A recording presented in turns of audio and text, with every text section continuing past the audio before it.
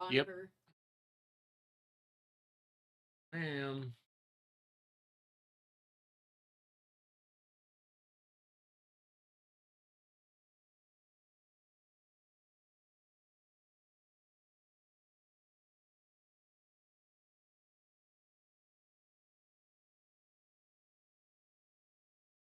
Welcome back to Creep. How you guys? Today we are doing the famous creepy r/no-c. And the problem with normal creepypasta is that a lot of them are in one, and we focus on one. Some of these podcasts at 3 minutes. I mean, it would be a very quick episode. So today we're going to run through probably almost try to get all of the key big old creepypastas, and we're just putting them all into a grab bag here for you, and we're just going to run through every single one of them. So some of these you probably have definitely heard, read, or whatever, but once again, as always, I have not read any of these classics. All right, we've touched on some of them. Like I'm looking at, we're also on creepypasta.com. We're looking at some of them here, and I see like 1999 is at the top of creepypasta.com. You've read that. Mm-hmm. We tried reading Bedtime before. It was boring as hell. When I think that's whenever me and Isaiah were in person, we tried reading it, etc. And then we read Ben Drown. So there's some in here that we've read already, but I see one at the top here that I feel like I've heard of before called Candle Cove that I believe we're going to start with today. So some of these are ranging from, it says less than a minute, and I think the longest we'll ever read is like 10 minutes. So it's gonna be a lot of them. So buckle in. It's gonna be a bumpy ride. It's going to be a bumpy ride. So what we're doing here is Hunter, frankly, has it too good, right? Like this guy listens to some of the best selected off of No Sleep. He listens to like these 2-hour-long things that are eventually adapted into books, and he hasn't put up with what I've put up with, what a lot of us have. It's these like 5-minute horror stories that would happen once in like 2016, and he had to make those last for months. That's too bad. Okay. I really have George, what have you been up to, brother?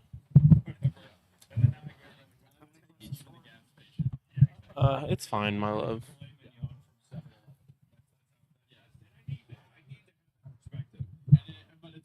I love you. Then they reheated it on like the hot dog roller racks for a bit, so it kind of looks fresh from a distance. But then you get in the car and you open the bag, and it's like, yeah, I should probably bathroom. Yeah. So I'm looking forward to it. I'm looking forward to it. So to hurt him more, I think Candle Cove's going to be probably the longest one we're going to read. I want to take him through a lot of the micro horror instances, things that I know about and you know about that he doesn't know about. Sure. I have a plan here to make this bad for him, and I can't wait. So are we start? Do you want to start with the long one to kind of like? Because I start with Candle Cove. I've heard Candle Cove is supposed to be pretty good. Candle Cove is different. Candle Cove's different than the others. So we're gonna go through Herobrine. We're gonna go through Lavender Town Syndrome. We're gonna go through some of the bangers. As long as they're not all, I just don't want to do. I hate video game shit. Like Lavender Town, that sounds cool. I don't know what the fuck that is. That's a shame. That's a shame because you're not picking today. Okay. All I know is there was like Sonic XEX, and then I said Rika, hey. Mouse. You're like, that's Mickey Mouse or whatever. I was like, salty. You know Sonic Comics. You didn't know the live. I know that for sure. I know that there's Sonic. Yeah. Oh. We're just chilling today. We're putting together a. Because it's not that we've never talked about some of these before. Shrimp tank for my desk. In like passing.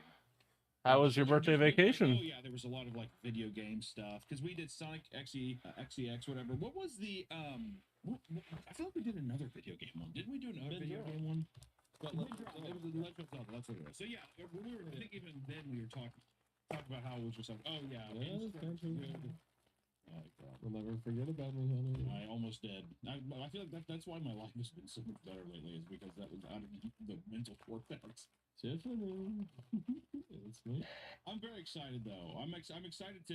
I think that this is going to be a fun experience. You know what's good about an episode like this too. I was just thinking about. You know how many people that are also that maybe got into creepypasta stuff because of the show they're going to go in blind just like me, and then there's tons of seasoned veterans readers who their eyes have glazed over multiple times, and they're twiddling their fingers probably and It's us. That's foaming at the mouth. Yes, exactly. And you don't forget it. We're going to destroy them, crush them. I'm gonna turn my. Let's I'm gonna turn that down a little bit. Also, too, just want to say, as always, check us out on Spotify, Apple Podcasts, the audio platform. Give us a nice rating there. We appreciate you. If you appreciate this show, it means a lot to us. And also, I know the camera setup's soon, not ideal, but probably in the next month or two, we should be having more Creepcast merch, and there's some sick designs that I'm really stoked for you guys to see. So hold out for that, but just know it's coming. So get ready. So with that, let us begin. I'm Ritter, and I'm old. And I don't go to the doctor as much as I should. And I don't want to deal with an appointment, insurance, and blah, blah, blah. So I let somebody else handle it. And that's why I use ZocDoc. ZocDoc is a free app and website where you can search and compare high-quality, in-network doctors. Choose the right one for your needs and click to instantly book an appointment. We're talking about in-network appointments with more than 100,000 healthcare providers across every specialty, from mental health to dental health to eye care to skin care and much, much more. And the nice thing about ZocDoc is that you can filter for doctors that take your insurance, that are nearby, and are highly rated. It's super easy to use, and you can find an appointment time that works for you. With the right doctor, that's your I've been tired. appointments happen fast. Been working a lot. Just 24 Got a hours of booking. second promotion Same-day appointments. You don't want to admit it. because my boss got let go over some nonsense. So I've been taking over things where I'm at, and it's just been a lot. Thank you so much for Doc for sponsoring this episode. Back to the episode. Don't get too scared. So our beginning is entries from a net nostalgia forum about local television shows. The first entry comes from Sky Shell 33. The subject is Candle Cove Local Kid Show, and Sky Shell asks, "Does anyone remember this kid show?" Oh, thank you, thank you, It's thank called you. Candle Cove, and I must It's admit, been making it 6 hard to I stream. never found reference to it anywhere. But, So I think it was on a local station around 1971 or 1972. This week, today's the only day I have off because I'm bartending I don't Friday. remember which station, but I do remember. But it was hopefully like after 3 that, like I'll 4 get a p.m. little bit more Mike Painter 65. free time to do what I want to do. It seems really familiar to me. I grew up outside of Ashland and was 9 years old in 1972. Candle Cove was it about pirates? I remember a pirate marrying I wonder, now that I've turned down my speakers, I wonder if I can turn on my noise gate, Yes, if it won't okay. bug out like it was. I remember. I was always kind of scared. He looked like he was built from parts of other dolls. Real low budget. His head was an old porcelain baby doll. There we go. Teeth.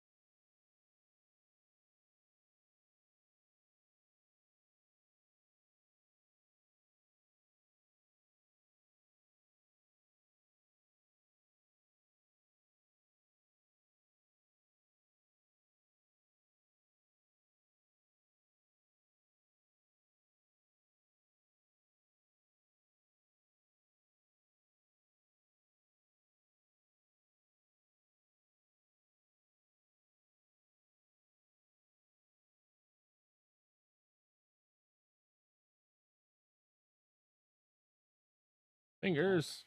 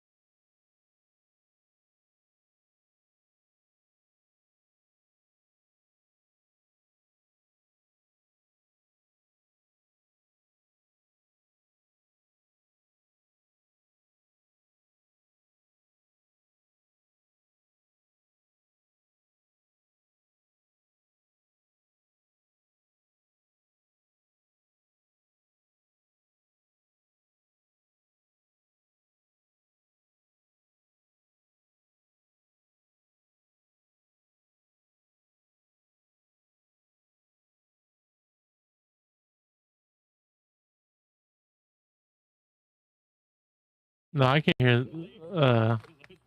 Oh, I can hear it, but the stream can't hear it. Oh, this month is my wife's birthday too. 22nd.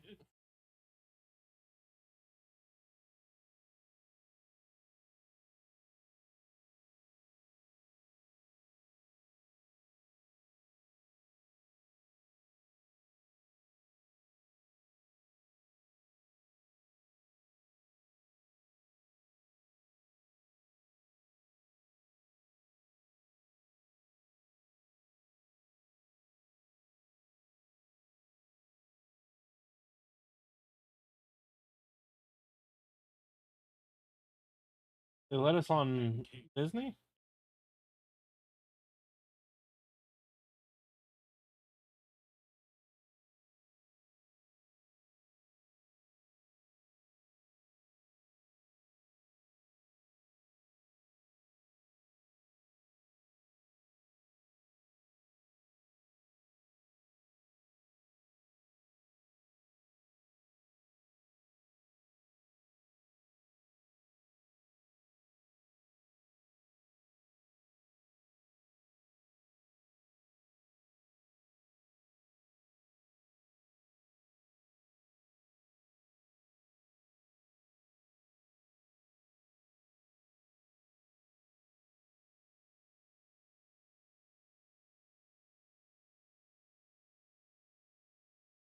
It's going to be a good little spot for that plant.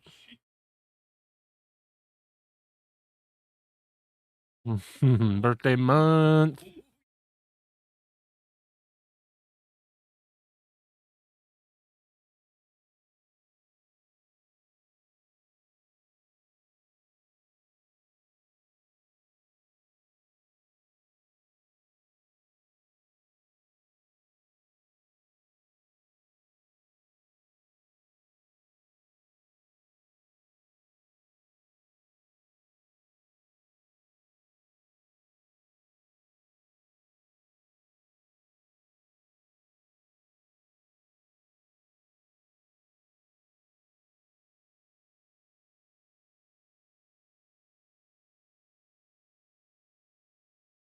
There you go. All right, so this thing.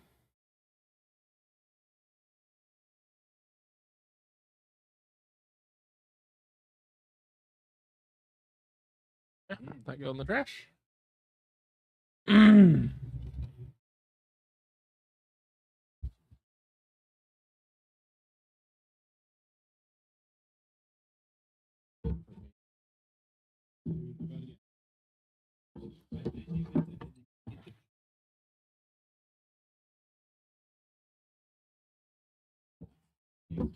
Yeah, be careful.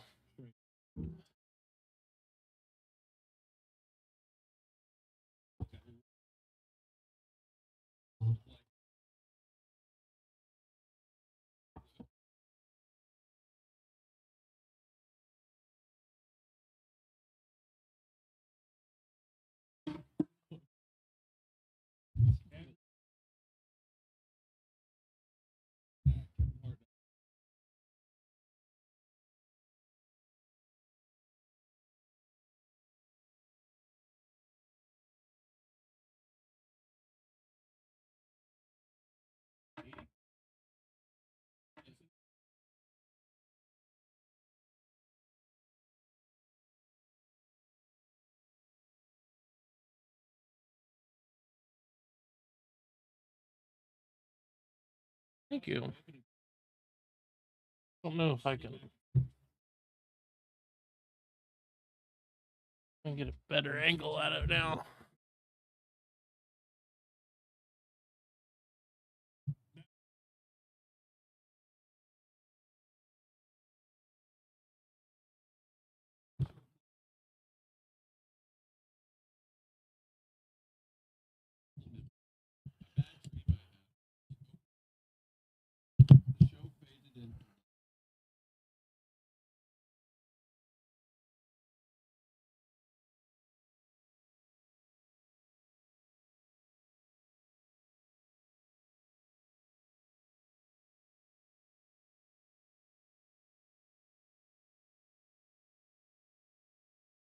Okay.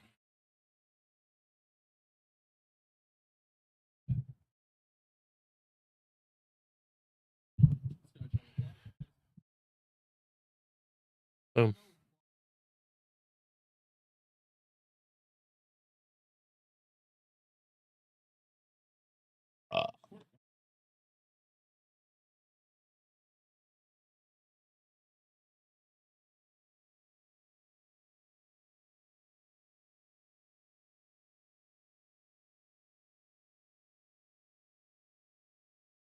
I'll be right back.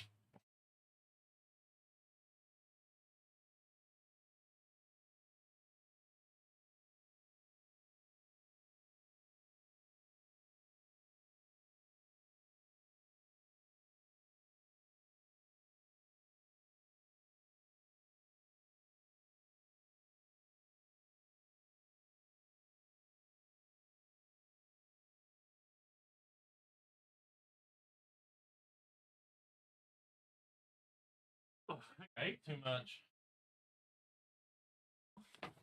Me and the wife went and had Mexican food, and we just ate way too much.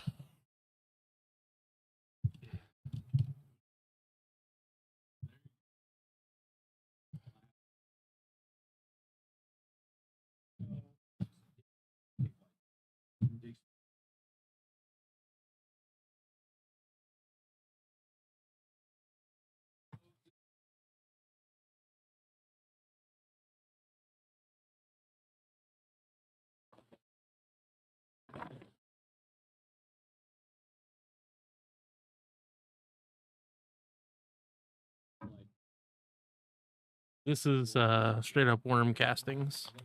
Just worm poop.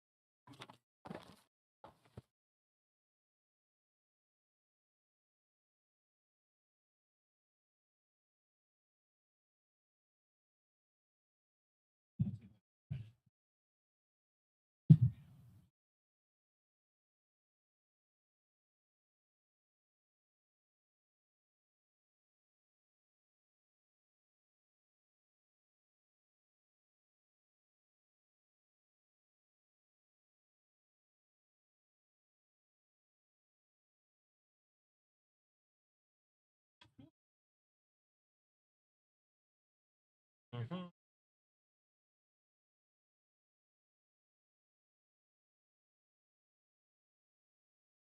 Thank you, my love.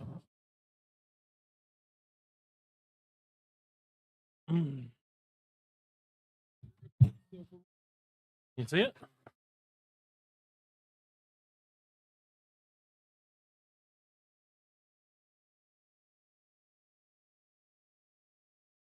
Yeah.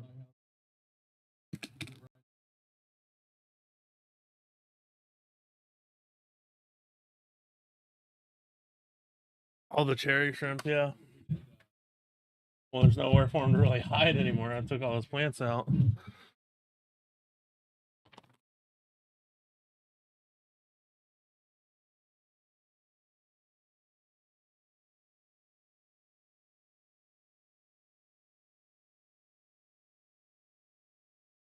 There's that. Now sand. We got some black sand.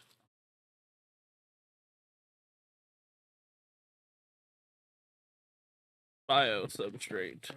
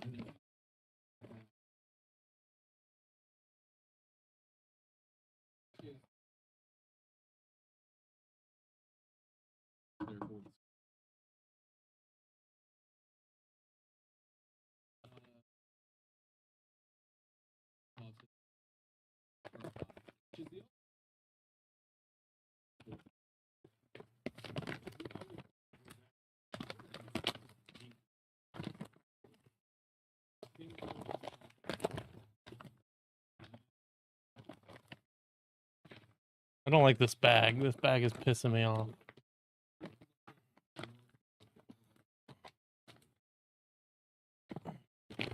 There we go.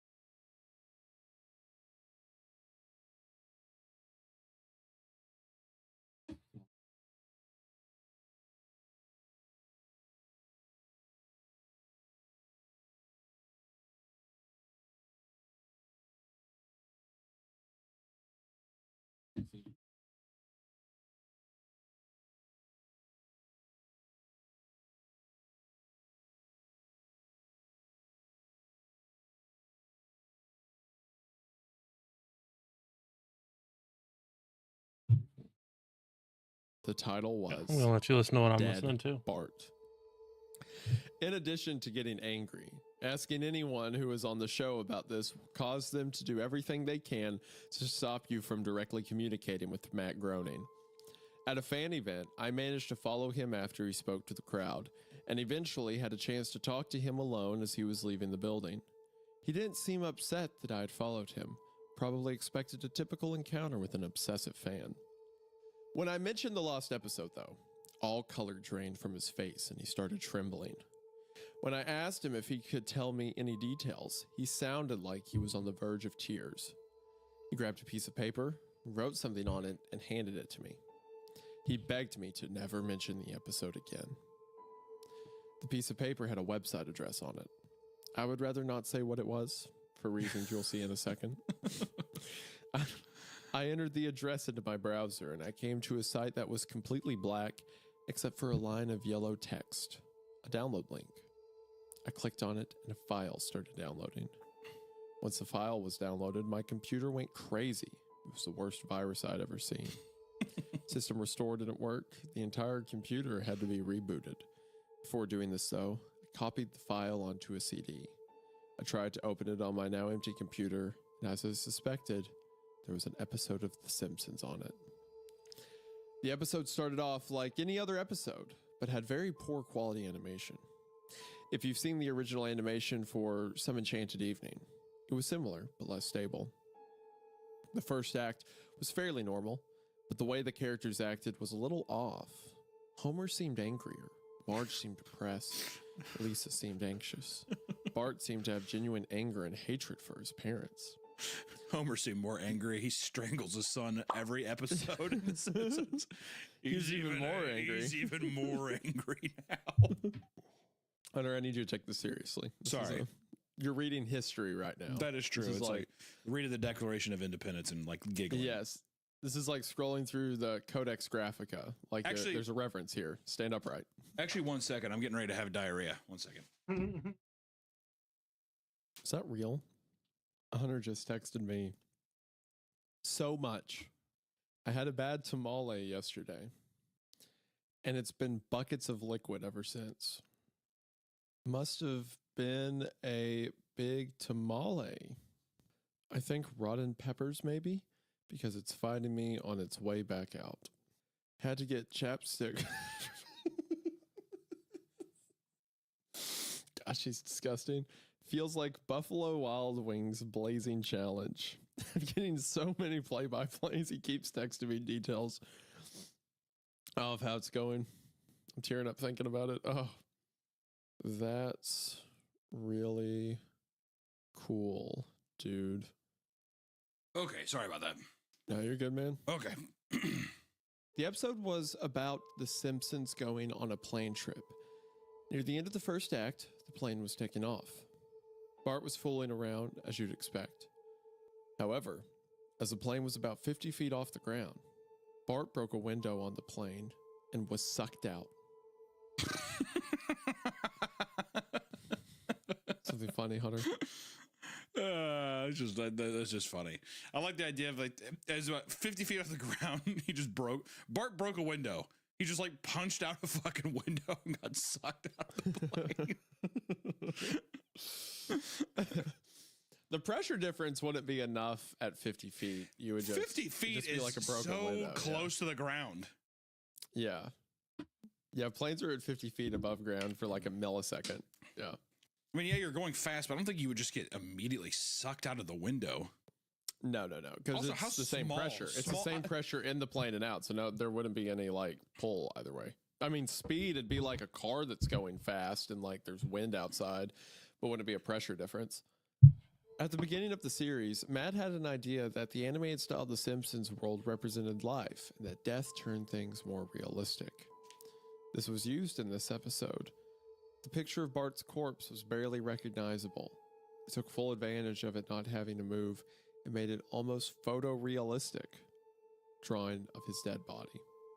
There we go. There's photorealism, Hunter. Yeah, I already counted it. I know. And hyper realistic, photorealism, hyper realistic, and then like realistic blood. I expect to see all of the. And similar to what you were saying at the beginning, where it's like, no, he didn't. That idea of like, Matt had an idea that the animation would represent life and that death turned things more realistic. Like, what are you talking about? Yeah, but once you unveiled the idea, though, that people are just like, yeah, you have to be like, put yourself in the mind of a kid being like, sure. He really did think like that, didn't he? Yeah. I've never seen The Simpsons, but I get it. I know what you're saying. Yeah. I also really like and made an almost photorealistic drawing of his dead body, and it's like Bart is a like super round bulbous yellow man with no hair and just spikes on his head. And it's like, look how real he looks. Wow, it's like I'm there. Damn. Act 1 ended with the shot of Bart's corpse. When Act 2 started, Homer, Marge, and Lisa were sitting at their table, crying. The crying went on, got more pained, sounded more realistic, better acting than you would think possible. The animation started to decay even more as they cried, and you could hear murmuring in the background. This crying went on for all of Act 2. Act 3 opened with the title card saying 1 year had passed. Homer, Marge, and Lisa were skeletally thin and still sitting at the table. There was no sign of Maggie or the pets. They decided to visit Bart's grave. Springfield was completely deserted, and as they walked to the cemetery, the house became more and more decrepit. They all looked abandoned. When they got to the grave, Bart's body was just lying in front of his tombstone, looking just like it did at the end of Act 1. The family started crying again. Eventually, they stopped and just stared at Bart's body. The camera zoomed in on Homer's face. According to summaries, Homer tells a joke at this part, but it isn't audible in the version I saw. You can't tell what Homer is saying. The view zoomed out as the episode came to a close. The tombstones in the background had the names of every Simpsons guest star on them. Some that no one had heard of in 1989, some that haven't been on the show yet. All of them had death dates on them. For guests who died since, like Michael Jackson and George Harrison, the dates were when they would die. You could try to use the tombstone to predict the death of living Simpsons guest stars, but there's something And at this odd point- about most of the ones who haven't died yet. I've got some All their media in my deaths other Are tanks listed as the that same beneficial date. bacteria grows on. So this is my Dun, dun, dun. water filter. And that's the end of Dead Bart. That was really lame. So Yeah, Those- oh, you loved it. You don't need a loved lot it. of That was pretty filtration with lame. these Like shrimp. all the summaries of it say there's a joke. But, Like what summaries? I thought you had a virus to like it's this- download this on a piece of paper. this water that filter the here, Matt Groening. So handed air out. goes down in Also, here and the just implication bubbles that there's up. So gonna be just like a mass normal extinction bubble. event that kills everyone. Or You can I tell will this say- when you air go to the bubbler. Simpsons episode. You can look I But at it will pulls say water up that, with it, so the that water was a will fun suck twist. through I did these not foam expect- pieces that'll I thought that it was just going to physically be like filter. I got really scared. And then in turned it here is off. where I'll Instead, place it's, the at least media it went that the is already angle in of my other being tanks like, that has beneficial everyone bacteria dies on the it. same day immediately. And as That'd be the so water goes funny. over to that, Most of this does play into the idea it, that the Simpsons predict the future. takes like the Like that means, ammonia of course. and So you know what? the bacteria turns that Actually, more bad into points. Not nitrite, bad. Yeah. and Way then the better than bacteria, Drown. different Way bacteria better will than take the Drown. I'll say nitrite, that.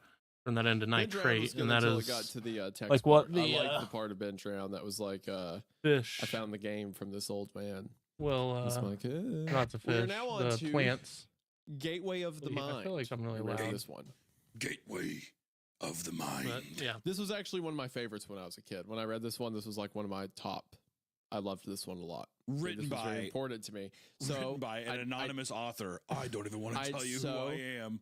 I need you to take this seriously, Hunter. I am. Okay, because this meant a lot to me. This is a very important story to me, Hunter. Okay. Yep. All right. In 1983, a team of deeply pious scientists conducted a radical experiment in an undisclosed facility. I like that. Pious, radical, undisclosed, like the three. We have Webster's dictionary here writing the story. I'm very They're excited. they're on lock, dude. This was revolutionary. If you read like Dead Bart and Jeff the Killer, then you get all three of those adjectives Yeah, and in the like fir- your yeah. opening sentence. It's like, whoa! Did a professor Yeah, write this guy, this? he's a scholar. Whoa! Yeah, this is an A+ student for sure. The scientists had theorized that a human without access to any senses or ways to perceive stimuli would be able to perceive the presence of God. They believed that the five senses clouded our awareness of eternity, and without them, a human could actually establish contact with God by thought. An elderly man who claimed to have nothing left to live for was the only test subject to volunteer. To purge him of all his senses, the scientists performed a complex operation in which every sensory nerve connection to the brain was surgically severed. Although the test subject retained full muscular function, he could not see, hear, taste, smell, or feel. With no possible way to communicate with or even sense the outside world, he was alone with his thoughts. Scientists monitored him as he spoke aloud about his state of mind in jumbled, slurred sentences that he couldn't even hear. After 4 days, the man claimed to be hearing hushed, unintelligible voices in his head. Assuming it was an onset of psychosis, the scientists paid little attention to the man's concerns. 2 days later, the man cried that he could hear his dead wife speaking with him. And even more, he could communicate back. The scientists were intrigued, but were not convinced until the subject started naming dead relatives of the scientist. He repeated personal information to the scientists that only their dead spouses and parents would have known. At this point, a sizable portion of scientists left the study. After a week of conversing with the deceased through his thoughts, the subject became distressed, saying the voices were overwhelming. In every waking moment, his consciousness was bombarded by hundreds of voices that refused to leave him alone. He frequently threw himself against the wall, trying to elicit a pain response. He begged the scientists for sedatives so he could escape the voices by sleeping. This tactic worked for 3 days, until he started having severe night terrors. The subject repeatedly said that he could see and hear the deceased in his dreams. Only a day later, the subject began to scream and claw at his non-functional eyes, hoping to sense something in the physical world. The hysterical subject now said the voices of the dead were deafening and hostile, speaking of hell and the end of the world. At one point, he yelled, No heaven! No forgiveness!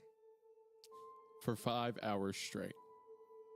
He continually begged to be killed, but the scientists were convinced that he was close to establishing contact with God.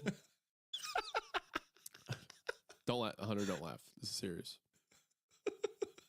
He's speaking of hell. There, he's right by God. He's so close.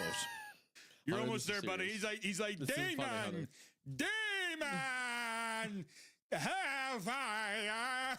And they're just like, he's right at heaven's doorstep right now, guys. Just give him a couple more days. Look, God, he's like, look, I know. Take me out!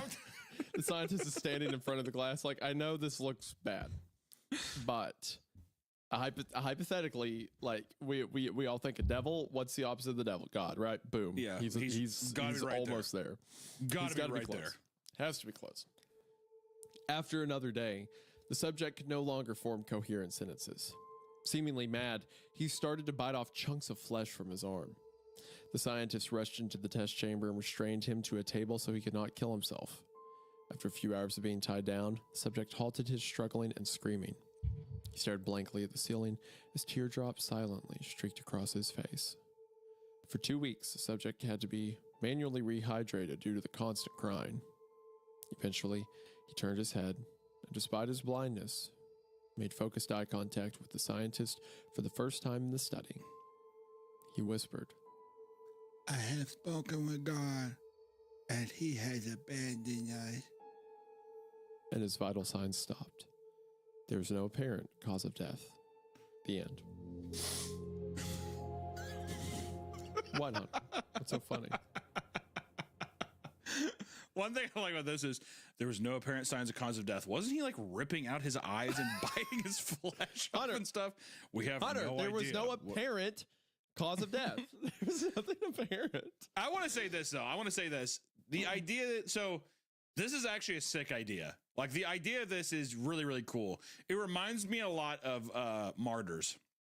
If you like, if you think this idea is cool, So you that should was just watch actually that was actually what I was going to say. I'm pretty sure that this was just like the Martyrs concept. ripped. Yeah, I mean, I think that the movie came out, which Martyrs, the French version, I think came out in 2008. So maybe they just saw it and they're like, oh, cool.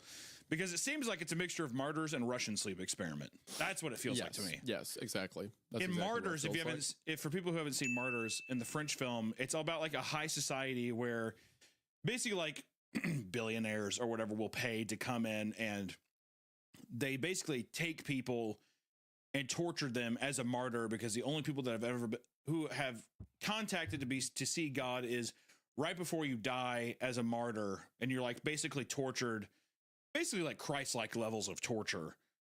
You're able to like see God, and people are able to like look in your eyes and see like reflections of heaven. It's very odd, but it's an awesome movie. Like it's crazy. So, you know, fucking warning. Yeah, but- the idea is if you torture someone enough, they're able to establish a connection with God, or like God will speak to them. yeah. And I really like, is it the remake or the original French one where the lady who's setting it up kills herself at the end because of what the martyr whispers to her? I think it's the American one. The English one is so not worth watching. Just watch the French one. The English one sucks. It's not worth it. But I like the idea of a guy being, I like also they established a homeless guy who had nothing left to live for comes Signed in, up. But Cut at me the up. same time, you know, I like it's fun, it's short, it's punchy, and you know the whole thing. Oh, see God, but really sees the he sees hell and all that stuff. To me, that's like fun, schlocky, Yep. stuff that happens. I would be curious to see like somebody come in and make this like a full-fledged thing, because you could also get the characters are all there, conflicted scientists who want to do these things, back and forth there. The homeless guy, why does he want to do this? There was a visual project that was created at the same time. Actually, I think this is it at the end. Yeah, if you scroll all the way down to the end and watch that little YouTube video, that's 2 minutes long. This came out at the same time. So every reading of it you would find online had this video paired with it. Oh, that's creepy. It's like someone building clay around their face and then breaking that's a French performance artist. I know exactly who this is. He puts clay on his face. That's like his whole thing. He has a great. Of course you would know where it is. Of course you would. I think whoever showed me this the first time, I'm pretty sure it was James Lee, showed me this. This guy, very weird, disturbing stuff. But usually he like puts clay on his face, like takes his thumbs and makes like holes out of it, or he like poke into it. Yep. But yeah, this is like I think like a pretty well-known French performance artist. Very cool, very weird stuff. The YouTube channel that posted this is the same YouTube channel that posted blankroom.soup or blankroomsoup.avi, which is like a famous early YouTube like scary video that got passed around. And they posted the original Squidward suicide and stuff like that. Yep. Oh, so they're the OG homies. I mean, I'm pretty sure that they I think that they probably made that black and white and they put the music behind it.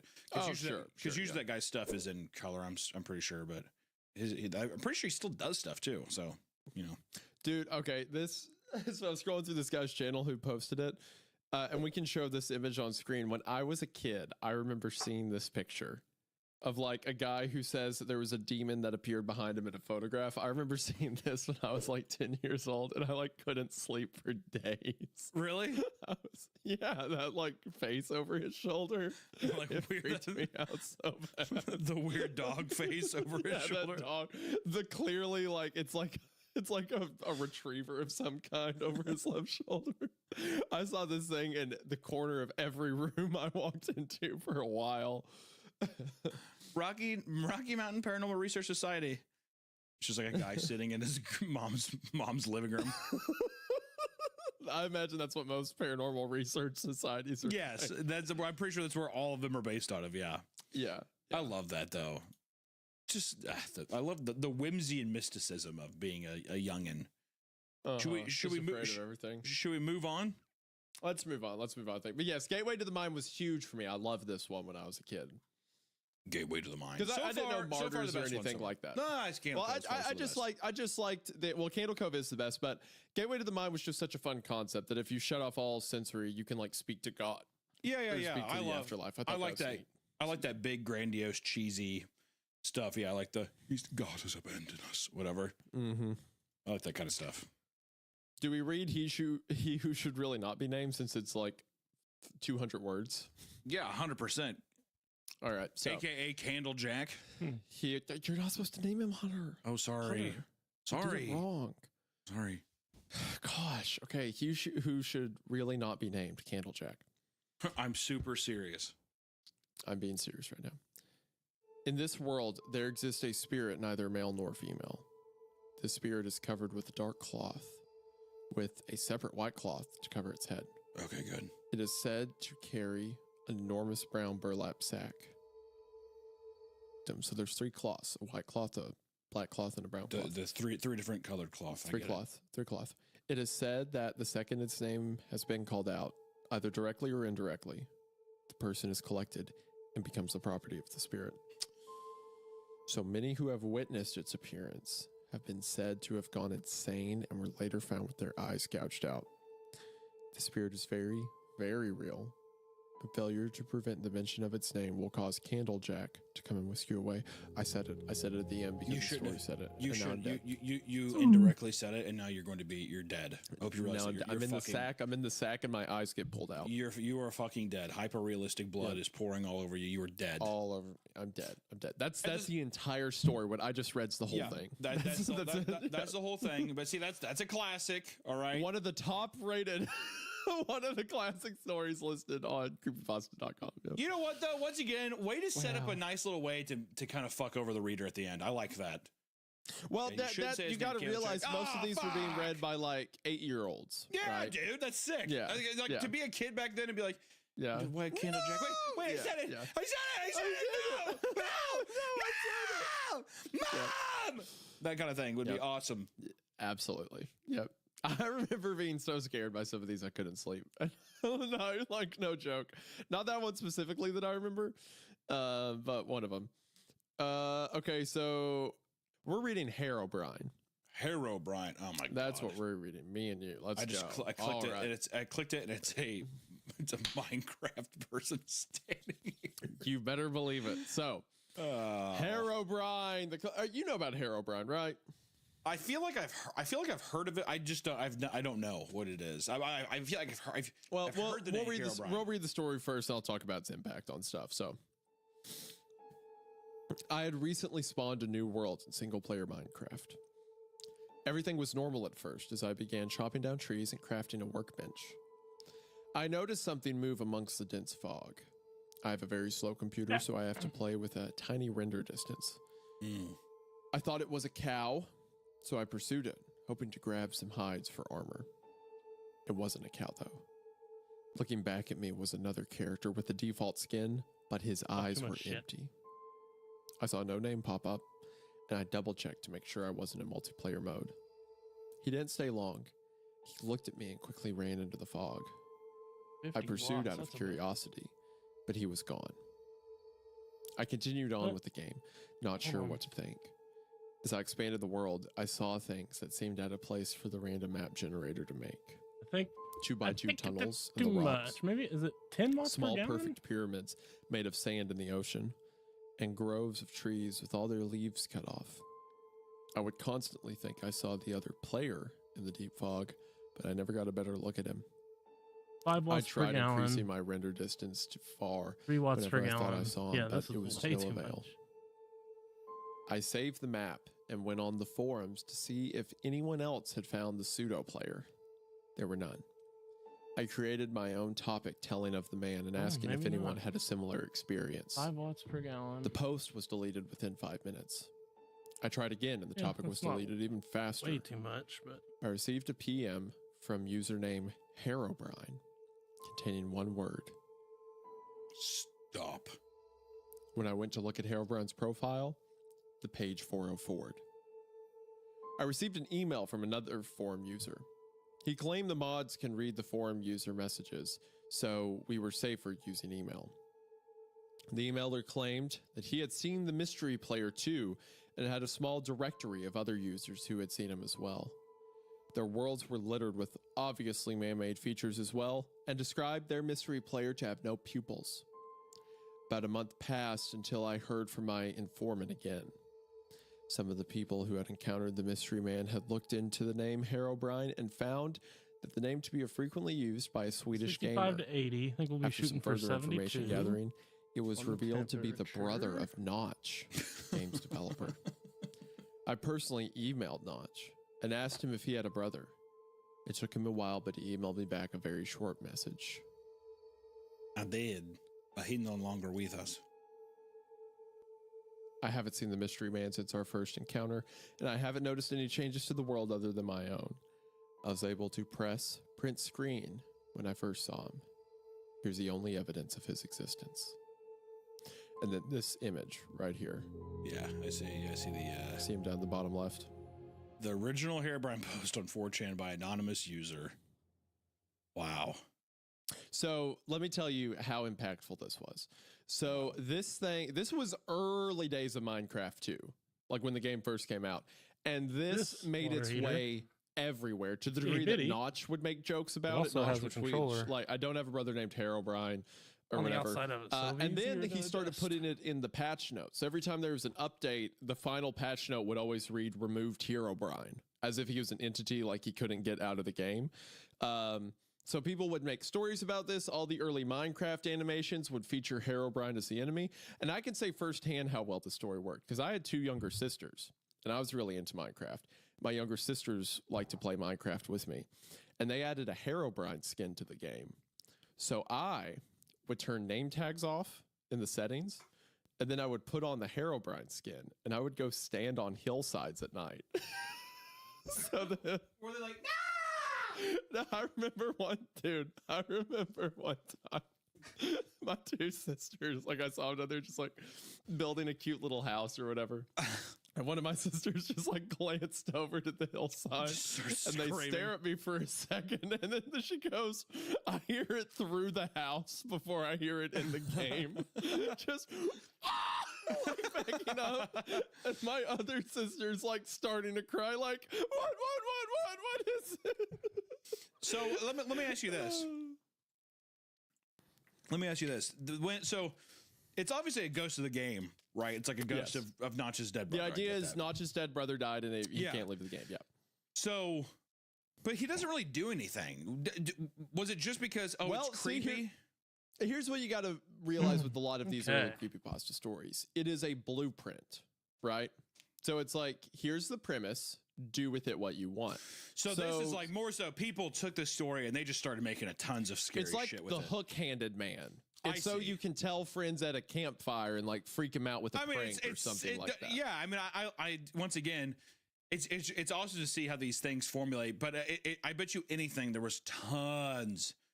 I have to imagine there was tons and tons of people's like videos and or like people who like would write their own and be like, yeah, Dude. I saw him and he killed my Dude. dog, or you know what I mean? It Something was weird. a whole genre of early Minecraft YouTuber to be like Herobrine hunting, where it would be like these 5-hour series of them going through Minecraft and being like, this tree looks like it's been chopped down before. Like, and we put together clues to see if we can find Herobrine in our game.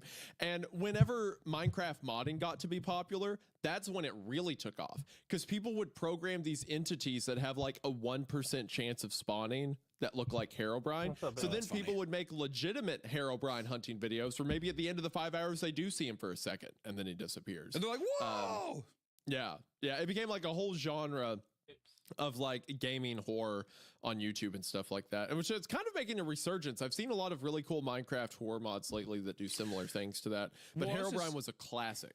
I was gonna say Classic. the newest one feels like that feels comparable to that, is like all the backroom stuff, all the backroom games that came out. Very Like, you know, similar, very different similar. like, you know, liminal horror stuff that got, you know, of the big thing with the kids, the kid angles. I was like, oh, this is definitely starting to get into the kid territory. Is it'd be like large creepy industrials thing, and then all of a sudden there'd be like giant slides and like pools. And that's what I was like, oh, Yes. that's when Yep. that's how you know we're in the thick of the children era of it now. You know, big, Yes, colorful, yep. weird, uncanny, like maybe To there's get like the a Poppy's playground Playtime area. kids. Yeah, Yeah. exactly. Poppy's playtime area. But, Okay, well, but then you know what? I'm Herobrine glad was I got like to early experience on. it. Yeah, so that was the original Oh, no, you know 4chan that. post, and then from there it blew up. It went everywhere. It became like Oh, you'll a let me? recurring theme. Like, and people would use it to prank each other with. But I will say that when like I first read about this story, there was an undeniable creep factor to it, because Minecraft has a lot of randomly generated structures. Mm-hmm. So like you'll be digging deep underground and come across an abandoned mine shaft all of a sudden. And like as a kid, I would always do that and like halfway through be like, is there actually something in the game? Yeah, Like, yeah. is Herobrine okay, never real? mind. Yeah, run yeah. back out there. It's like, okay, well, I guess, haha, that's funny. Someone come play with me. Yeah, yeah. So it worked for what it was, but it was very simplistic to begin with, of course. But that's all it needed to be, just a blueprint. Yeah. So there's Herobrine. Dun, dun, dun. Dun dun dun. The Hooded Man sounds familiar, but I don't remember. It's only 5 minutes. We could read it. 2016, we gotta read it. It's one of the top ones. The Hooded. It is Man. one of the top and ones. it's written You are by right. anonymous author, so you know that's Oh another man, good how sign. could we miss out on that? Okay, all right. So, Hoodie, the Hooded Man. Have you ever been influenced by clothing? I don't mean confidence by looks. Have you ever been given more control than ever by an item, or a truth, or just a favorite shirt? Have you ever been influenced in the worst way? By showing the truth? The following is taken directly from journal entries. It's really Go at it. just a journal. Just like the entries were written by a notorious but unknown killer. Notorious but unknown. He is notorious in the means that everybody has seen his work. He is unknown because nobody knows that he has done it. His origin is unusual. No troubles, no evil family, no magic or paranormal forces. His life was chosen by him and him alone. His identity is also unknown. He will be named from here on as the Hooded Man. Hell yeah. Let's Hell go. yes. Reverse osmosis water, April 3rd, 2004. It's been really cold around here. I don't... How do we set up a man who needs to put on a hoodie? Man, it's so cold. I wish I had a hoodie. It's been really cold around here. Fuck, I wish I have no articles of clothing. Why I are have my no arms always hoodie. exposed to the elements? If only there was a way. It's been really cold around here. I don't have anything really to cover myself. All I have are my t-shirts and jeans. So today I decided to get a jacket. The kind of things you would journal about. Sure. I was just in a local store. Nothing special. It's a black hoodie with a white lining. I think it looks pretty cool. And when I tried it on, the attendant said, "It suits me fine." I said thanks to be polite. Common courtesy is so hard to find. Oh God, dude, fuck off. This is like some serious, like, common courtesy is so hard to find. Yeah, I bought a black hoodie. What's his It's David pretty good. King. It's the David King voice. Yeah, David King. Common courtesy is so hard to find. Can you read this next one in the voice? The next paragraph. So I bought it. I haven't taken it off yet. Not only is it warm, but I can really see myself doing amazing things in it. What is that? What do you mean? What do you mean? When I look in the mirror, I smirk. I feel amazing. When I look in the mirror, he just does. Not bad, not bad. I can't really explain it, but I like it. I really like it. I feel the need to put my hood up. Something about the hood has a way of masking a person, even though it shows their face and hides something somewhere. It's true. Somewhere. It's really late right now. I've been feeling so great all day. Time flew around me. I'll have to explain more tomorrow. All right, so Beautiful.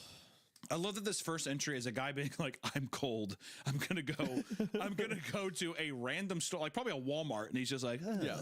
I feel like I want to kill somebody." Because that's 100% where it's going.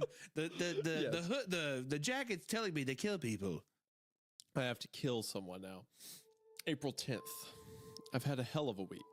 I felt so great. I walked the halls like a big shot. I walked the halls. I a like big how it's shot. just understood that he's in school. Like he is middle school. Well, yeah, exactly. He's like, whoever's reading this is also 13 years old. Of course, of course. I'm sure I look smug. That's why Jack challenged me. He was so angry. Yes. All of these early stories were like, I'm the kid who gets picked on, I but now I'm love a it. serial killer. I forgot to who's glue a That's rock what to Jack- Cecil that Wood. and wears fucking dark idiot. clothes. So there's fucking This is idiot also in the Jack same looks area away. of like early like scene emo kids, you know? Yeah, So yeah. it Well, all no, kind of loops in 2016. together, This is like the 4chan or Red Pillar probably. Jacket is. This is when it's starting out. This is Yeah, like yeah. start of it. Most of this stuff though, like Jeff the Killer, Laughing Jack, Yeah, stuff yeah, like that yeah. was like 2010, Scene. 2011. Yeah, yeah, scene era shit. Yeah, Yeah, yeah. He was so angry. Who never do ignoring an insult was more insulting than responding with shrewd comments about someone's family. He antagonized me. He asked for it. He threw a hard punch, and I stood. It stung harder than before when I actually argued with him. I felt so cool all week. Wait, is all that happened? He got punched in the before- face. He got punched in the face by a guy. He took it and he's just like, Yeah, barely hurt. it walked off. he didn't even fight back. Yeah, so now he's like, I felt cool all week. My confidence kept me up. I punched him hard in the stomach. and I lifted him up with an underhook. It felt so good. It really did. Parents calling. April 14th. Jack still isn't out of the hospital. He punched the guy so hard, he's like, all of his organs are failing. It was like, well, he said he lifted him off the ground. I So knew it was I was like you're like Dragon Ball, like Dragon Ball Z fucking yeah, punch. yeah, like you can see the fist go through his back like, as he punches him. Yeah. Oh my God, Kakarot, you hit him way too hard. I didn't mean to, Vegeta. I just, come on. I don't know. That's my Goku voice. I don't know, Vegeta. I didn't mean to hit him that hard. Kakarot, your voice sounds identical to what it's normal. Never mind. That's Your voice There's is actually- totally. It sounds more Kakarot. There's perfect nothing with- weird with it. With all, there's Yeah, nothing exactly. weird about it at all. I feel like you actually sound a little better today. Yeah, thanks. I'm so hungry. I'm going to eat a big bowl of food. I got to train. All right. That sounds good, Kakarot. Okay, thank you for telling me that, Yeah, Kakarot. Yeah, I'm just saying, I got to go to King Kai's place. And I hope that monkey doesn't chase me around because I'm hungry. I got to eat a big old, I'm going to eat 40 bowls of ramen. Because I have an unquenchable appetite. Cool. That's all Vegeta says. That sounds pretty pog, actually, Kakarot. So why don't you go ahead and just do that? I'm gonna go sleep with Bulma now. Yeah, I'm going to have sex with Bulma. Okay. Gross. Yeah. Why did you say Cool. that? Why don't you just train instead? I mean, that sounds fine, but I don't know. I feel like I need some distance from you, Kakarot. Okay. Okay, I don't know where I'm going with this. Okay. I was just letting you have fun with that one. Jack still isn't out of the hospital. They said he's in a lot of pain. He spit a lot of blood. His parents told me over the phone. I reflected on it, on how great it felt when my fist connected, how his cracked scream sounded. That's good to hear. I said blankly, I don't care about Jack. I smiled at his pain. I keep staring. I keep staring at my mirror. I'm always wearing my favorite hoodie. It feels so empowering. My friends would laugh at what I say. They would compare me to Spider-Man in his black suit. Yeah, pretty much Venom. Spider-Man. It's He's the my symbiote. Yeah, it's the He's my symbiote suit. is taken over me. Have Yeah, more from of Spider-Man issue 274. I understand. have a bit of a darker side. I'm almost like fucking Capote or Droopy at this point. You are getting. I pretty Yeah, you- much should just talk like this. Well, it's somewhere between Droopy and like Stewie Griffin. Yeah, The voice. My black suit. I feel so much more Well, powerful. see, what makes it droopy is like you add like the bleh, you add like the Yeah, the you big mean- cheekness to it. Yes, Yeah. that's what I mean. I have to do this, and then I have my black suit. There's droopy. And Yeah, I yeah. have quite a bit of things I have to do with my black suit on. It's funny to imagine this emo kid is like Yes. a Looney Tunes character walking around a high I'm a school. severely overweight teenager, and I have my black suit on now, and everyone thinks I'm so evil.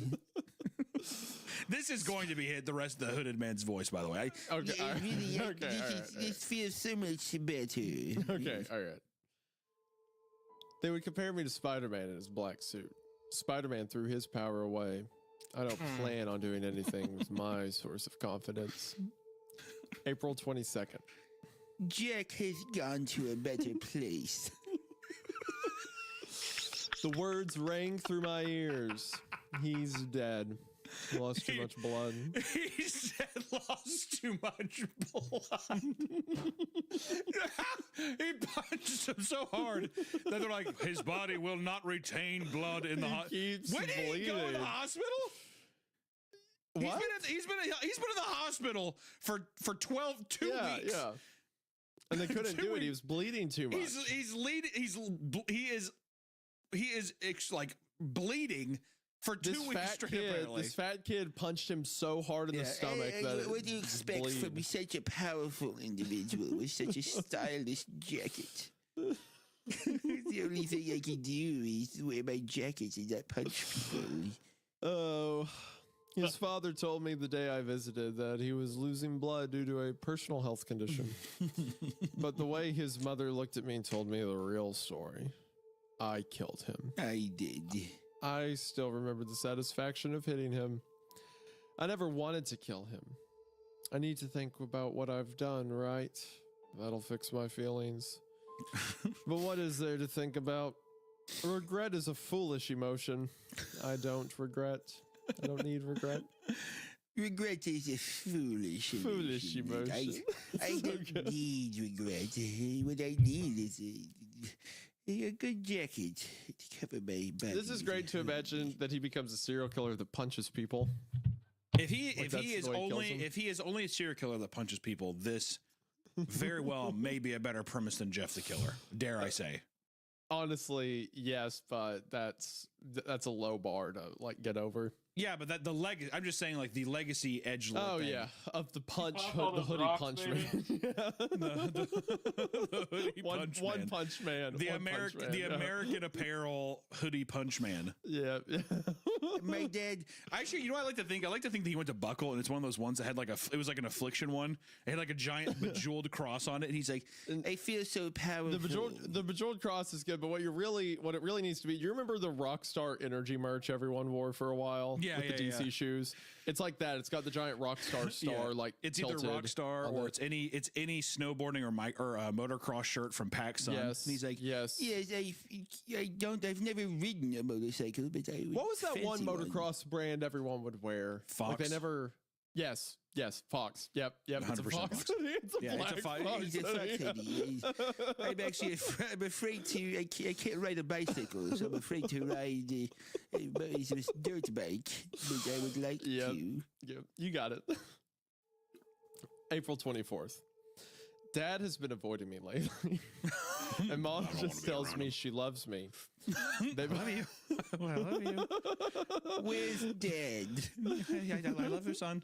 Yeah. He comes into rooms floating, like just like like pounding his fist into his hand, like where's Dad? Where's Dad? I have a sandwich I want to give him. I like to think that this character, he walks in and his hands are underneath. He has his hands are in between two pieces of bread. Is Dad hungry? I have a sandwich I'd like to give him. Oh. They both want me to feel endless guilt, but I won't, or rather, I can't. Oh, God. I can't fake it for the public, but the truth is, I'm not sorry. Spider-Man's story is starting to make me think more. But why would a cursed or possessed hoodie land in my possession? Everybody who knew Jack glares at me. Everyone who I would talk to have transferred themselves out of my class or went to a different school. Teachers don't look at me much. Get on to me if I'm breaking any rule. Today I threw a pencil at my history teacher. It hit his shoulder. He just froze for a second and continued what he was doing. Everyone either hates me and probably wants me dead, or they fear me. My writing is the only comfort I have. I can be at peace and let myself go. April 25th. They provoked me. They threatened me. I had no choice. They would have killed me. My hood protected my face. The knife naturally moved from Rob's hand to mine. I didn't mean to. The writing was a short line at this point. April 30th. 5 days. 5 days being interrogated, sleeping in a cell. They decided I was only defending myself. I can hear Mom and Dad talking. They want me gone. They're both scared. I was an idiot to think that this jacket of mine was possessing me or changing my personality. It's just a really cool jacket. I love how it looks. I feel like such a badass. I remember how I put the hood up. Put it up when Jack challenged me. I put it up when those guys tried to kill me. I feel no remorse. I feel indifferent. I'm in control. I have finally come to realize insanity. I wanted to kill them, all of them. I needed only a push and the confidence to fight. I got it. Mom and Dad are irritating me. They all irritated me. The end. So you know what's funny about this? I just want to say this immediately. This is extreme, and not to make light of it, this is extreme school shooter vibes. Of course, yeah. That's 100%. Yeah. And it's like, I wish it's he punched people. I wish. Yeah, I wish that he just punched more people. Also, it's funny too to think that like the cops like would let him just wear the jacket in his cell. Well, it is just a jacket, right? Like, Well, it is, but usually if you get moved in, they have you like you'll take off your personal possessions and they'll keep it, and then they give you like a uniform or whatever. If I think if you're staying there overnight for multiple days, I could be wrong, but yeah, this idea, which I want to say this, I'd say if people are feeling, because this feels like somebody who's like, everybody in my life is wronging me, whatever. Maybe just write a fun story instead of doing something crazy. I also think we need to have a new arc of this kind of character. The badass, like the misunderstood badass kid who's just like, you shouldn't have provoked me. This story is lost because it's so, you know, wrapped in people are like, it's cheesy and stupid. I say bring it back, dude. Bring it back, please. What's up, baby? Yep, I agree. I personally love this. I don't see anything wrong with it. 10 out of 10. One of the best stories we've read on Creepcast, in my opinion. The idea too that it wasn't even the jacket; it was him putting his hood up. It was literally a guy going to a American Eagle store, buying a $20 zip-up hoodie, and he's like, "Holy fuck!" When he puts up his hood, he's like, "People could kind of see me, but not really." He's like the guy in Grandma's Boy when he's like pressed up against the wall, the black wall, and he has his leather jacket on, and they're like, "What are you doing?" He's like, "How could he see me?" That moment, he reminds me of JP. I also like that part where it's like, this story you're about to read is of a dark one whose work is known everywhere, and we never get an explanation of that. He's just like a really mad kid who's about to kill his parents. I also just like the kid bleeding profusely for 2 weeks. They just and then also and he was bleeding for personal issues. What was that? Yeah, it was. He was bleeding. The conditions were personal issues. It's like, do you mean when you punched him and you destroyed every organ in his body? Was it that? Was it that personal issue? This is a banger. I love it. I don't know what you're talking about. That by far today my favorite story we've read, easily. Of course. Most entertaining. I'll say that. All right, so we are now on. Let's go to Ickbar Bigglestein. Ickbar Bigglestein. So I don't remember this one. I remember hearing of this story, but I don't think I ever read it. It's another short banger. Let's do it. Banger. 2012. Let's go. When I was a small child, I was terrified of the dark. I still am. Back when I was around 6 years old, I couldn't go a full night without crying out for one of my parents to search beneath my bed or in my closet for whatever monster I thought was waiting to eat me. Even with a nightlight, I could still see dark shapes moving around the corners of the room, or strange faces looking in on me from my bedroom window. My parents would do their best to console me, telling me that it was just a bad dream or a trick of the light. But in my young mind, I was positive that the second I fell asleep, the bad things would get me. Most of the time, I would just hide under the blankets until I became tired enough to stop worrying, but every now and then I would become so panicked that I would run screaming into my parents' room, waking up my brother and sister in the process. After an ordeal like that, there would be no way anyone would be getting a full night's rest. Eventually, after one particularly traumatizing night, my parents had had enough. Fortunately for them, they understood the futility in arguing with the 6-year-old and knew that they would be unable to convince me to rid myself of childish fears through reason and logic. They had to be clever. It was my mother's idea to stitch together my little bedtime friend. She collected a large assortment of random pieces of fabric in her sewing machine and created what I would later refer to as Mr. Ickbar Bigglestein, or Ick for short. Ick was a sock monster, as my mother called him. He was made to keep me safe while I slept at night by scaring away all the other monsters. He was pretty damn creepy, I had to admit. Honestly, looking back on it all now, I'm still impressed that my mom could think of something so strange and disturbing looking. Ikbar had the stitched together look of a Frankenstein gremlin with big white button eyes and floppy cat ears. What the fuck is wrong with my mom? She's like, here you go, sweetheart. Have fun with Ikbar. Schmickelstein. It's like, she's like, okay, thanks. It's Bigglestein, okay. His little arms and legs were made from a pair of my sister's black and white striped socks, and the half of his face If that it was was there green was another, made from one of my brother's tall football socks. His head could have been described as bulbous, and for his mouth, my mom attached a piece of white fabric and sewed it in a zigzag pattern to shape a wide grin of sharp teeth. I loved him at once. From then on, Ick never left my side, as long as it was after dusk, of course. Ick didn't like the sun, and would get upset if I tried to bring him to school with me. That was okay. I only needed him at night to keep away the boogeymen, which was what he was good at. So every night at bedtime, Ick would tell me where the monsters were hiding, and I would place him near the section of my room closest to the spookiness. If there was something in the closet, Ick would block the door. If there was a dark creature scratching at my window, Ick would be pressed up against the glass. If there was a big hairy beast under my bed, then under the bed he went. Sometimes the monsters weren't even in my room. Sometimes they would hide in my dreams. Ikbar would have to come with me into my nightmares. It was fun bringing Ick into my dream world, and he and I would spend hours fighting off ghouls and demons. The best part was, in my dreams, Ick would talk to me for real. How much do you love me? He would ask. More than anything. I would always tell him. One night in a dream, after I had lost my first tooth, Ick asked me for a favor. Can I have your tooth? I asked him why. To help me kill the bad things. The next morning at breakfast, my mom asked me where my tooth went. From what she told me, the tooth fairy didn't find it under my pillow. When I told her that I gave it to Ikbar, she just shrugged and went back to feeding my little sister. From then on, every time I lost a tooth, I would give it to Ick. Something funny, Hunter?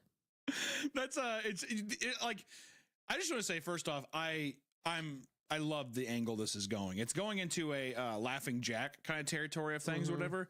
But I just want to say too, how fucking creepy would it be where it's like, hey, the tooth fairy said he couldn't find your tooth.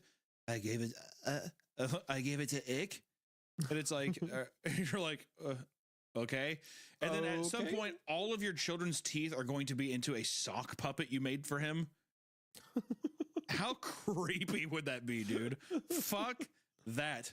I know what you're talking about. This seems perfectly reasonable. I would think. He would always thank me, of course, and tell me that he loved me. Eventually, though, I ran out of baby teeth, and I was beginning to get a little too old to still be playing with dolls. Ick sat there on my bookshelf collecting dust, slowly fading away from my attention. Over time, the nightmares, however, became worse than ever. So bad that they even began to follow me to the waking world, terrorizing every dark corner or rustle in the bushes. After one particularly bad night, biking home from a friend's house where I swore a pack of rabid dogs were chasing me, I got home to find something strange waiting for me in my room. There, on my bed, standing fully upright in the soft glow of the moonlight from my window, was Ikbar. At first, I just thought my eyes were playing tricks on me again. They had been all evening, so I tried to flick on the lights. Another flick of the light switch, and another, with no change for the darkness. It was then that I started to get nervous. I backed away slowly towards the door behind me, my eyes never leaving the shape of Ick's silhouette, my hand awkwardly outstretched behind, reaching for the doorknob. I was just about to get my ass out of there when I heard this door slam itself shut, locking me into blackness. And nothing but shadows and silence, I stood frozen in place, not even breathing. For how long I can't say, but after what felt like a lifetime of cold fear, I heard the shrill, familiar voice. You stopped feeding me, so why should I protect you? Protect me from what? Let me show you. I blinked once and everything changed. I was in my bedroom anymore. I was somewhere else.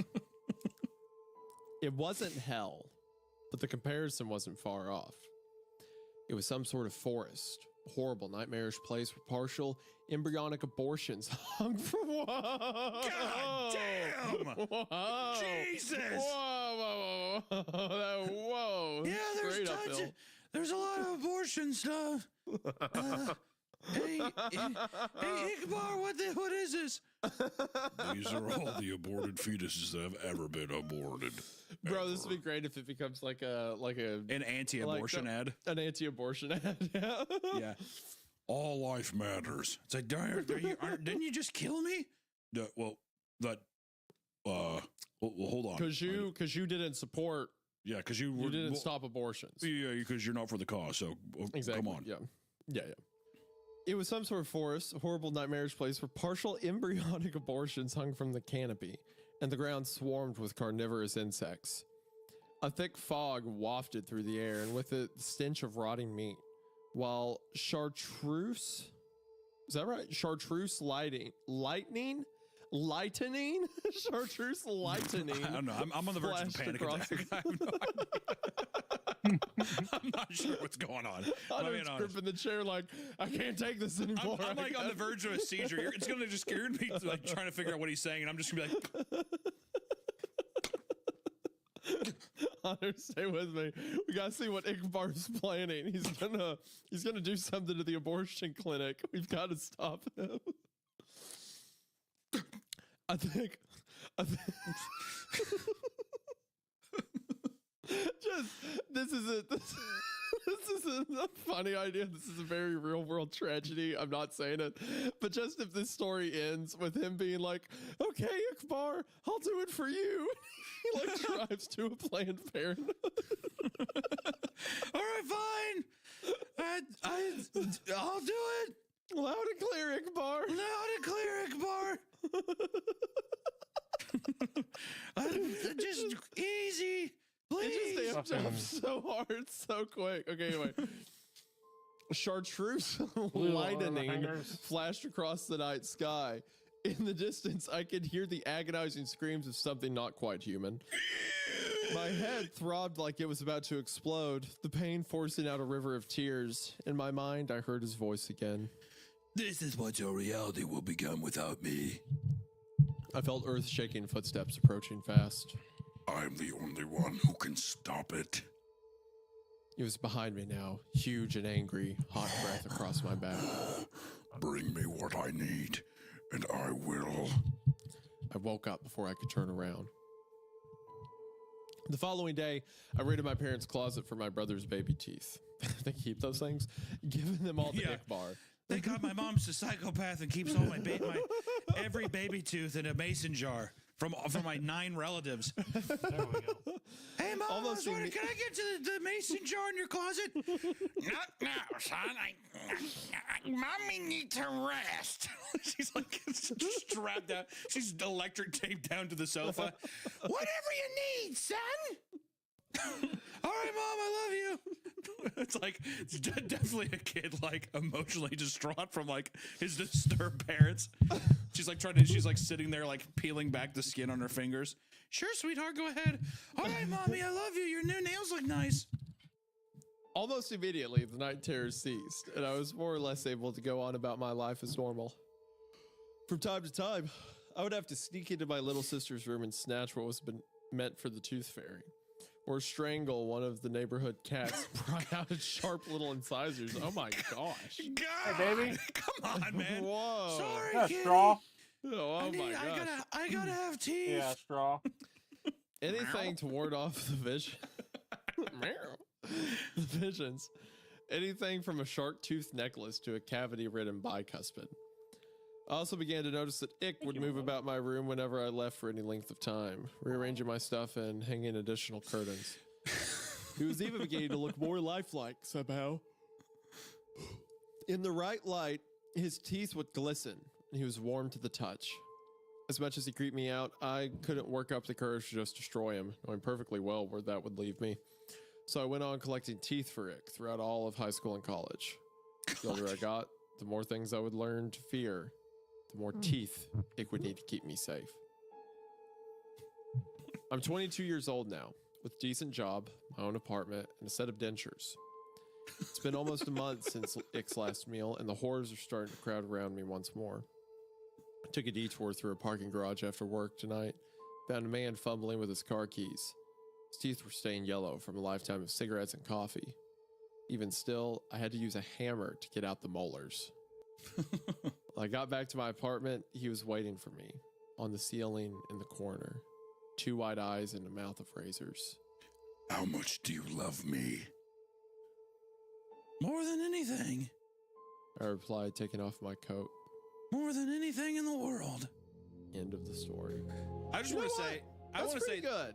I want to say this could be a really cool story. If it would have taken let me pitch you an angle. From a kid, he does this. He becomes obsessed with teeth, and he has like and his mom gives him like a sock puppet, or she's like, "Oh, don't worry, I'm your friend too," and she like jokes with him. What if he becomes like a killer that like has a bunch of like weird animal and human teeth, and he's like it's like a hand puppet thing. He's going around like fucking like biting people's faces and shit. Yep, and that kind of stuff. Yep. Like a very disturbed man. I didn't mean to do it. I liked it. That was pretty good. Ickbar did it, not me. Ickbar did it, not me. That wasn't bad. That wasn't bad. I had a good time with that one. That was fine. Yeah. Like he's a kid who becomes obsessed with this, starts stealing teeth from people. Yeah, totally works for me. Good with me. All right, so now we've got a classic for you. So you've read Jeff the Killer, you've read Laughing Jack, you can scroll. Yep. We're not going to read. If we get into the Jeff the Killer spinoffs, we're going to be here all day. So we're going to go on down to Lavender Town Syndrome. Lavender Town. Okay, Lavender Pokemon. You're going to love this one. You're going to love this one, Hunter. Just wait. Here we go. The Lavender Town Syndrome, also known as Lavender Town Tone or Lavender Town Suicides, was a peak in suicides and illness of children between the ages of 7 to 12, shortly after the release of Pokemon Red and Green in Japan, February 27th, 1996. Rumors say that these suicides and illness only occurred after the children playing the game reached Lavender Town, whose theme music had extremely high frequencies. That studies show that only children and young teens can hear since their ears are more sensitive.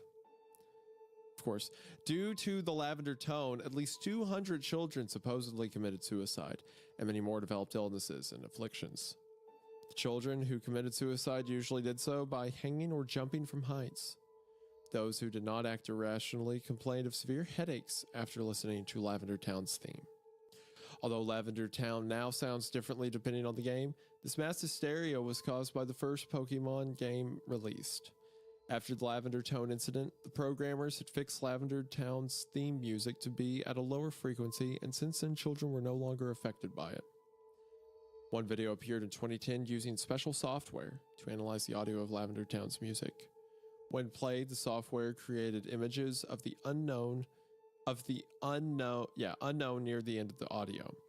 This raised a controversy since the unknown didn't appear until the Generation 2 game Silver, Gold, and Crystal. The unknown translates to leave now. There's also the said beta version of Lavender Town. It is said that the beta version of Pocket Monsters was released to some kids to test the games. This is the video of the beta version of Lavender Town. So the creepypasta was built around this video. Yeah, play it now.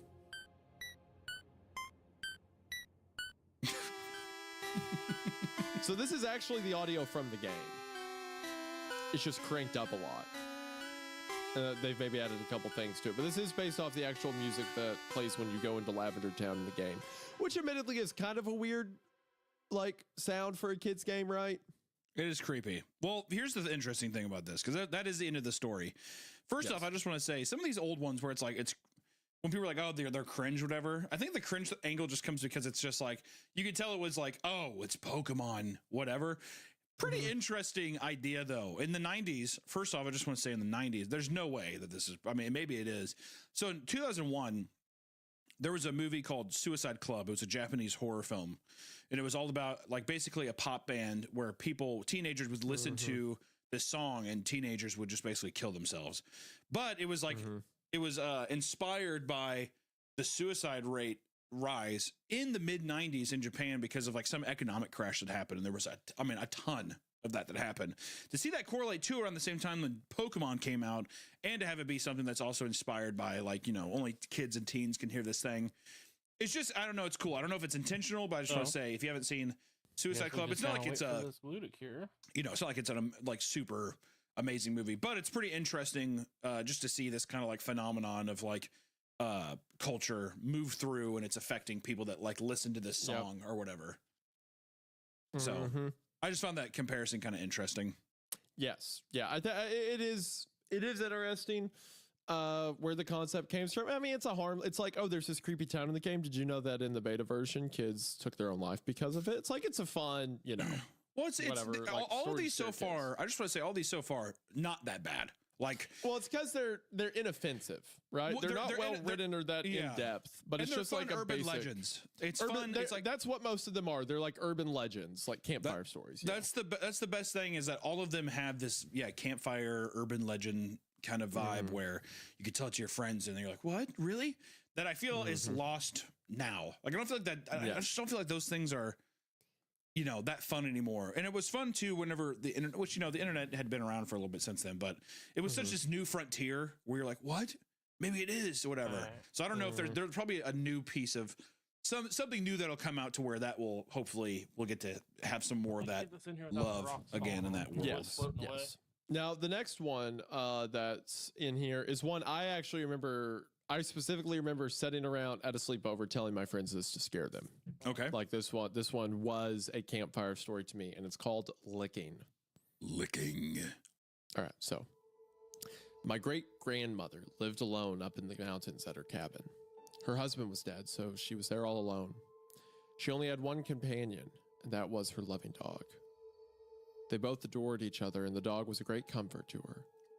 Every night when she went to bed, the dog would lick her hand to let her know that he was there to protect her. God, One night, I'm getting flashbacks from that. My fucking aunt with her licking her feet. Yeah. The dog licking her feet. Jesus Thank you Christ. for bringing that up again. Thank you. I'm just saying this is becoming very personal for me. Sorry, go ahead. I gotcha. Okay. One night, she had gone to bed and the dog had licked her hand, like he had done routinely every night since her husband died. But this night was different. She had woken up in the middle of the night because she heard her dog whimpering. She wanted to comfort him and let her know she was there for him. So she stuck her hand out of the bed and she felt the dog gently lick her hand like always. She figured he was just cold, so she went back to sleep. I love this setup of like creepy thing is, you know, but my dog, it wasn't me, the dog licking my hand. Spoilers. Let up. Sorry. The dog's whimpering had woken her up a second time in the night, so she stuck her hand out. The dog licked it and she went back to sleep. This happened a third time and she stuck her hand out and the dog stopped whimpering and came and licked her hand. She stayed awake a few moments afterward. She went back to sleep again. In the morning, she woke up and stuck her hand out by the bed, but nothing licked her hand. She thought the dog had already awakened and was just in the front room. She rolled over and got out of bed and heard a drip. Drip, drip, drip. She thought the sound was coming from the kitchen, so she walked over and turned the handles on the sink faucet, but it wasn't the source of the noise. After frustratingly checking the sink and its pipes, she gave up and continued into her bathroom to take a shower. As she got closer to the bathroom door, it was evident that the sound was coming from within. She opened the door, looked above the bathtub, and gasped in utter horror. There, hanging from the light by his collar, was her loving companion, his blood dripping into the bathtub. She screamed and began to cry, wiping her eyes and sobbing. She turned and looked into the mirror. In the mirror, she saw the dog's reflection written on the mirror, and her dog's blood, with drips and streaks hanging down from each letter, were the words. Well, let's get the lid on and put the light on it. Too. I'll let you see.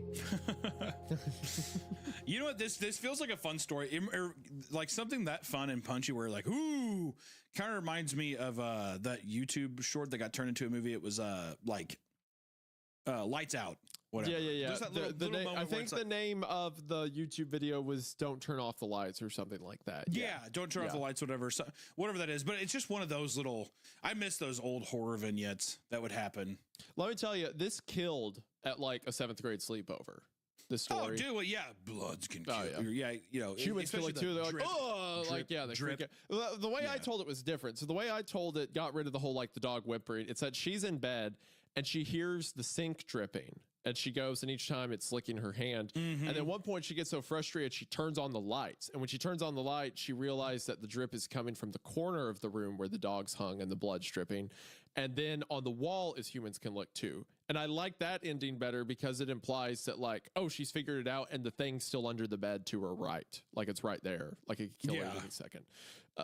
That's how I always told it. But yeah, this killed. People love that story. It went great. All right, so Hunter, I need you to go to the next page. Going to the next page. We have to do Mr. Widemouth for sure, I think. Mr. Widemouth? Mr. Widemouth, absolutely. Mr. Let's do- Widemouth, let's do a Mr. classic. Widemouth. We had considered doing Mr. Widemouth for one of our live show ones, but That's okay. So that's what it was. yes, that's where you've heard of it before. But we fell in love with, or you fell in love with, Laughing Jack so much. that Laughing we Jack stuck was with that just one. one of the best. I mean, one of the most entertaining stories we've ever read. I love. Legendary. Yeah, it was great. All right. All right. During my childhood, my family was like a drop of water in a vast river, never remaining in one location for long. We settled in Rhode Island when I was 8. Then we remained until I went to college in There's gonna Colorado be, Springs.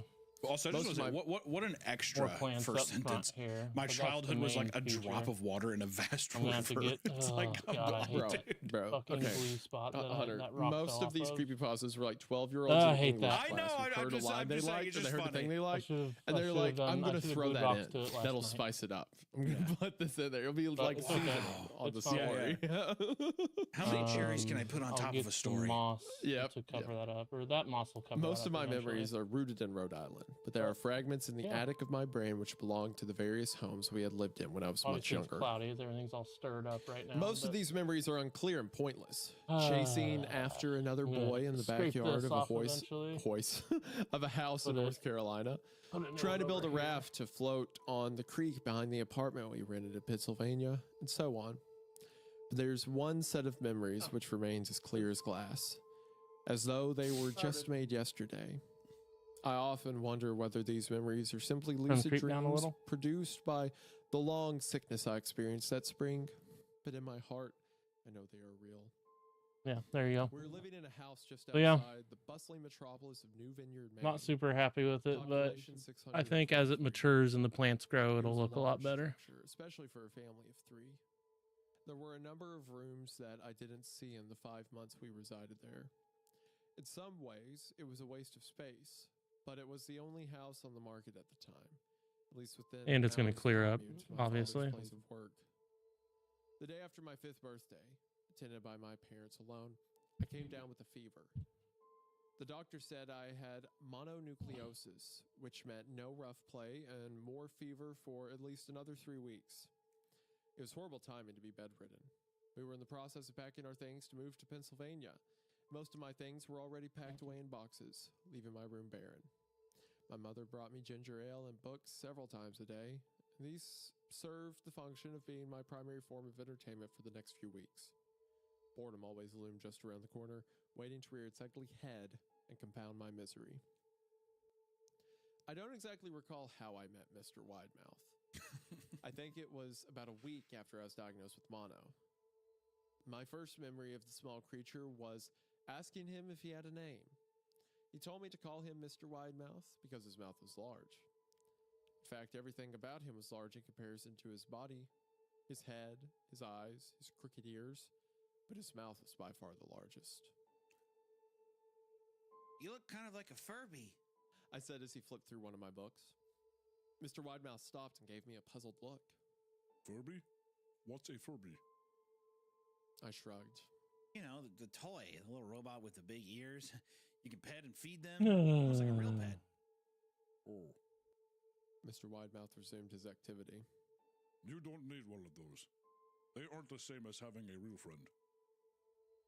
I remember Mr. Widemouth disappearing every time my mother stopped by to check in on me. I lay under your bed. I don't want your parents to see me because I'm afraid they won't let us play anymore. We didn't do much during those first few days. 5 milliliters per Mr. Widemouth 27 was into my gallons. books, fascinated by the stories and pictures. So they 1 contained. milliliter per 5 Third or fourth gallons. morning after I met him, 15 he greeted me drops. with a large smile on his face. I have a new game we can play. We have to wait until after your mother comes to check on you, because she It'll can't clear see up us play. eventually. I'm just pissed about. a secret I game. fucked up that rock, but That moss will Mandy's grow really over that eventually, and you terrified won't if even they be were able to just see about, that shit. Pedophiles. That is 99% of them, honestly. Yeah. If it was just about like a man who's like, you won't have to tell your mommy anything, terrified. But it's always like, the game is we have to eat a cat or something. Yeah, like we that. have to Like, kill your sister. Yeah. That doesn't really seem like a game to me, if I'm being honest. No, seriously, just take this hammer and hit her in the head 5 times. It'll be fun. Wow, I'm scared. This is crazy. It's like a gang initiation. It's like, okay. After my mother delivered more books and soda at the usual time, Mr. Widemouth slipped out from under the bed and tugged my hand. We have to go to the room at the end of this hallway, He said. I objected at first, as my parents had forbidden me to leave my bed without their permission. Mr. Widemouth persisted until I gave in. I really don't think rooming- I should go. Sorry. No, seriously, come on. Are you sure about this, sir? I really don't think that I should. I'm pretty sick, actually. No, seriously, I have something super funny to tell you down here. Come here. The room in question had no furniture or wallpaper. Its only distinguishing feature was a window opposite the doorway. Mr. Widemouth darted across the room and gave the window a firm push, flinging it open. All He then right. beckoned Well, me to there look was that down at the clusterfuck. ground below. We were on the second story of the house, but it was on a hill, and from this angle, the drop was farther than 2 stories. Man, I'm so aggravated about that piece down I there. like to play pretend up here. I pretend that there's a big soft trampoline below this window, and I jump. If you pretend hard enough, you bounce back up like a feather. I want you to try. You should totally kill yourself. I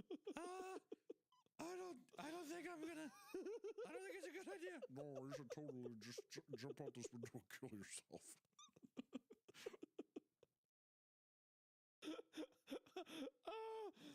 Mom! It's okay. It'll clear up. Don't just do it as a fun game, I swear. You'll bounce up. Okay. It'll be really cool. Well, it took a couple hours. I was a 5-year-old. Can you stop at Uncle Bill's after work tomorrow? They said some plants were coming in. Down and considered the possibility. It's a long drop. Well, that's all part of the fun. It wouldn't be fun if All right, it was just that's the end of the a stream. short drop. If it were that way, you may as well just bounce on a real trampoline. Next week. We wouldn't want that. Next week we will be doing some horror games. We'll be getting back to the horror. I got a paper here somewhere with suggestions from you guys. So, all right. That's pretty homophobic. Have a good night. That's actually pretty insensitive. I wish you wouldn't say it. No, I'm just saying that it's totally gay.